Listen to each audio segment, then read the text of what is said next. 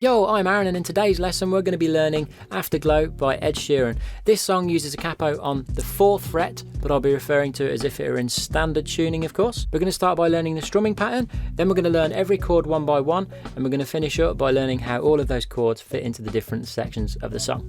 So, let's get zoomed in. We're going to kick it off with the strumming pattern. I'm going to be using my first finger for this because Ed Sheeran doesn't normally use a pick, but feel free to do whatever you want to do. So played slowly, the strumming pattern goes 1 and 2 and 3 and 4 and down, down, down, down, down, down, down, down, down, down, down, down.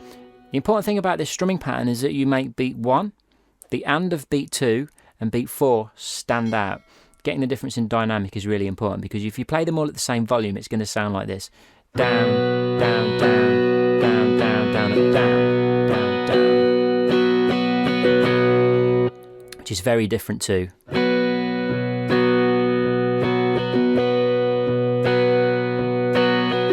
Also notice that those in-betweeny ones, the ones that aren't accented, are played on the lower strings, and then the ones that are accented are on all of the strings. And once you get comfortable with that strumming pattern, you can then start to build up the speed.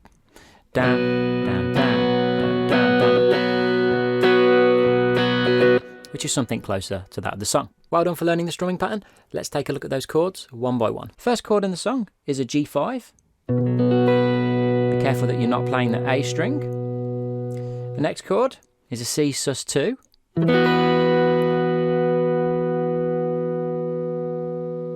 Be careful that you're not playing the D string. The next chord is a D sus4. You're not going to be playing the E or the A here. Then we've got an E minor 7.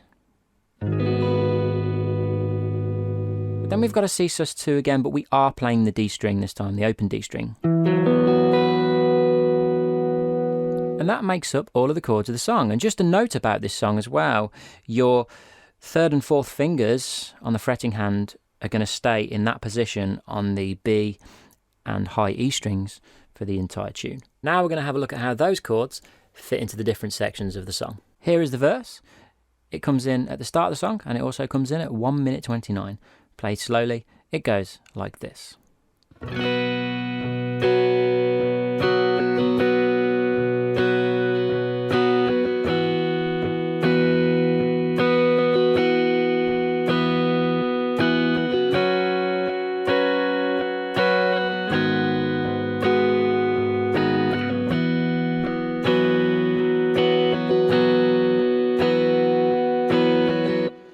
And that section goes around twice, both times. Just as a little side note here, you may have noticed when I got to the D sus4, I brought my thumb over, and that was because I was using it to mute the low E and the A strings to make sure I wasn't hitting them with the strumming hand.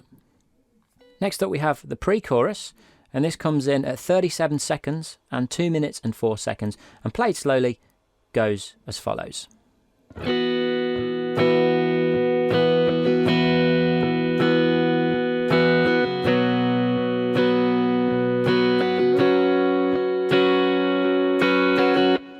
And you play that 4 times. And then the last section, we actually have 2 slightly different choruses. So the first chorus comes in at 1 minute 12 and played slowly goes as follows.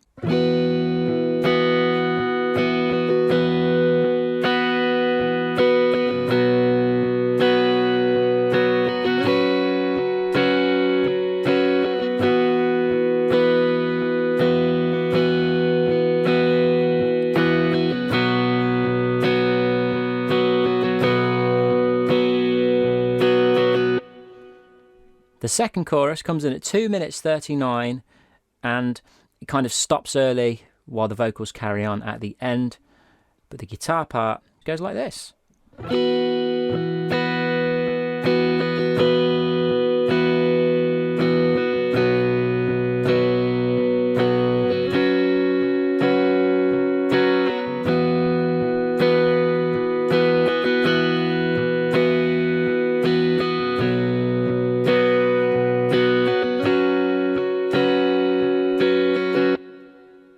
Thanks a lot for watching that video. Remember to hit the subscribe and notification bell so you don't miss any future lessons.